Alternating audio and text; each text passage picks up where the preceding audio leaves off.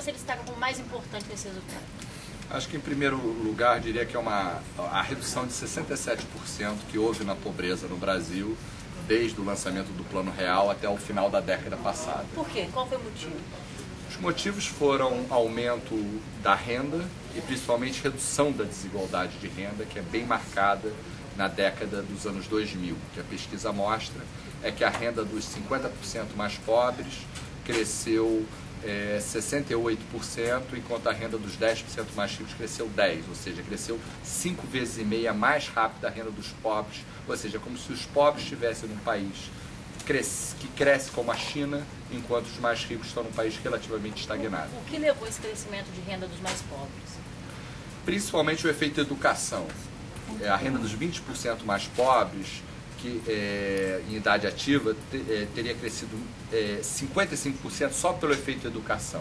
Quer dizer, eles estão mais no mercado. Esse é o disparado principal efeito. Seguido de efeitos de programas sociais. Então, basicamente, 55% efeito educação, 15% de efeitos de programas sociais, mas as pessoas na base da distribuição estão trabalhando menos e o valor da educação deles diminuiu, aumentou a quantidade, caiu um pouco o preço. Em relação ao grau de escolaridade, né? Você falou que os analfabetos estão conseguindo ter mais oportunidades, crescendo mais do que tem nível superior, né? Qual foi, o que a pesquisa revelou nesse sentido? Quer dizer, a pesquisa revela, primeiro, uma grande queda da desigualdade, grande no sentido histórico, comparado com o que houve no Brasil antes, desde 60, e o que aconteceu em outros países. Então a desigualdade no Brasil atinge o seu nível mínimo histórico pela pesquisa. A gente volta a um nível menor que o de censo de 60, ela aumentou muito na década de 60 a desigualdade, na década de 80 e 70 também, e ela tem uma queda, então, de forma que a desigualdade no Brasil está no seu mínimo histórico, e as principais, vamos dizer, as faces humanas dessa queda da desigualdade, um aumento de renda muito maior dos analfabetos em relação a quem tem superior incompleto, pelo menos, um aumento de renda de pelo menos 40%, já controlando por tudo, a mais, os analfabetos tiveram um crescimento de renda 40% a mais do que quem tem nível superior incompleto. Que caiu 17%. Que caiu 17%. Houve um crescimento de renda muito maior entre negros e pardos do que brancos, cresceu 43%, 48% entre pardos, contra 21% nos brancos. Cresceu muito mais no Nordeste, que é uma área mais pobre do que no Sul e no Sudeste do Brasil. Cresceu mais no estado mais pobre do Brasil, que era o Maranhão, e menos em São Paulo, que era o estado mais rico. 46 no Maranhão, 7 em São Paulo. Então, todos os lugares que se olha, cresceu mais a renda entre as mulheres, que tinham renda menor do que entre os homens. Ainda existe uma diferença importante, mas essas diferenças existentes no Brasil foram diminuídas em grandes proporções. A queda é importante, mas ela ainda precisa melhorar, né? A queda é significativa, mas ainda é um índice que precisa cair ainda mais de desigualdade. O Brasil está no menor nível histórico da sua desigualdade, mas é um nível ainda inaceitavelmente alto para padrões internacionais.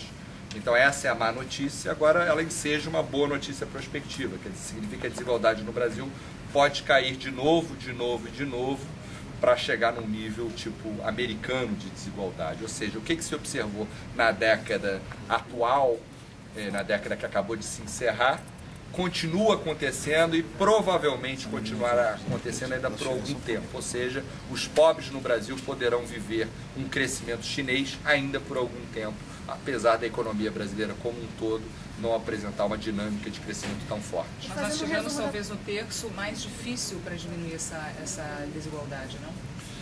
Eu diria desigualdade de pobreza. Foi eleita agora uma meta de erradicação de pobreza, o que o estudo mostra que a pobreza caiu 67% desde o lançamento do Plano Real, caiu 32% na era FHC, incluindo o Real, 50% na era Lula, sendo 16% só no ano passado, são quedas expressivas, ou seja, a pobreza caiu 2/3 dos seus valores iniciais nos últimos 16, 17 anos, mas agora a gente entra no terço mais difícil, onde tem um núcleo duro de pobreza, onde essa meta de erradicação vai ter as suas dificuldades. E a expectativa para a próxima década? O país também em relação ao resto do mundo?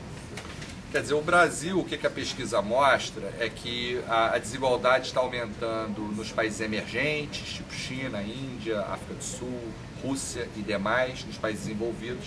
Ela cai no Brasil de uma maneira muito diferente da sua história e desses outros países.